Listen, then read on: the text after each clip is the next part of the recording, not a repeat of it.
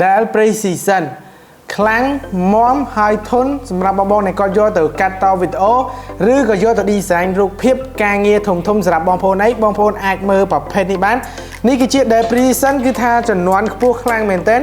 CPU បានធ្វើដល់ Core i7 ចំនួនទី10ជាប្រភេទ V Pro គឺខ្លាំងធ្ងន់ល្អបងប្អូនយកទៅកាត់តវីដេអូ design ឯងគឺ Premier តែម្ដងប្រភេទនេះ CPU Core i7 RAM បានថតទៅដល់ 32GB SD បានថតទៅដល់ 512GB ជាប្រភេទ M2 គឺដើរលឿនដើរល្អខ្លាំងមែនទែនហើយមួយស៊េរីនេះទៀតគឺជាប្រភេទ Brand Del Precision ដែរតែនេះគឺជាប្រភេទ Core i9 ដែលជាម៉ាស៊ីនខ្លាំងតែម្ដងបងប្អូនទាំងគ្នាអានេះយកទៅកាត់តវីដេអូឬក៏យកទៅ design អីគឺបងប្អូនគឺដឹងថាត្រូវម៉ាច់ហ្មងគឺល្អខ្លាំងមែនទែនអានេះបានមក CPU Core i9 បងប្អូនអែមកប់ខ្លាំងអញ្ចឹងម៉ាស៊ីនទីបងប្អូនចង់បានម៉ាស៊ីនដែលខ្លាំងហើយធំយកទៅកាត់តវីដេអូឬយកទៅរៀនការងារផ្សេងបងប្អូនអាចមកមើលបានឲ្យលឿនគឺមានតែ2គ្រាប់ហ្នឹងទេនេះ Core i9 នេះ Core i7 ហើយតម្លៃវិញគិតជូនត្រឹមតែ$750ទេបងប្អូននេះ$750ស្រឡាញ់ចង់បានអាចតំណែងបានណាហើយយកទៅធ្វើការងារឬក៏យកទៅនេះអីគឺថ្មវិញកាន់ល្អខ្លាំងមែនតើហើយកញ្ចក់វិញបានហត់ទៅដល់Full HD Plus តែម្ដងបងប្អូនគឺអែមមែនតើហើយ color វិញគឺលឺពីរោះខ្លាំងមែនតើ speaker ពីលើបងប្អូននេះហើយបើសិនជាស្រឡាញ់ចង់បាន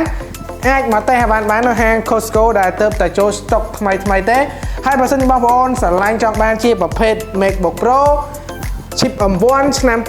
2021ក៏មានដែរបងប្អូន chip M1 ឆ្នាំ2021ទំហំ screen 16 inch កញ្ចក់ 4K ច្បាស់ល្អខ្លាំងមែនតើRAM បានថតដល់ 16GB storage របស់វាបានថតដល់ 500GB ហើយបងប្អូនអ្នកគ្នាយកទៅប្រើការងារកាត់តវីដេអូរៀនសរសេរកូដសរសេរ program អីគឺអែមខ្លាំងតែម្ដងប្រភេទនេះដែរធំស្អាត 16 inch កញ្ចក់ច្បាស់ល្អខ្លាំងមែនតើ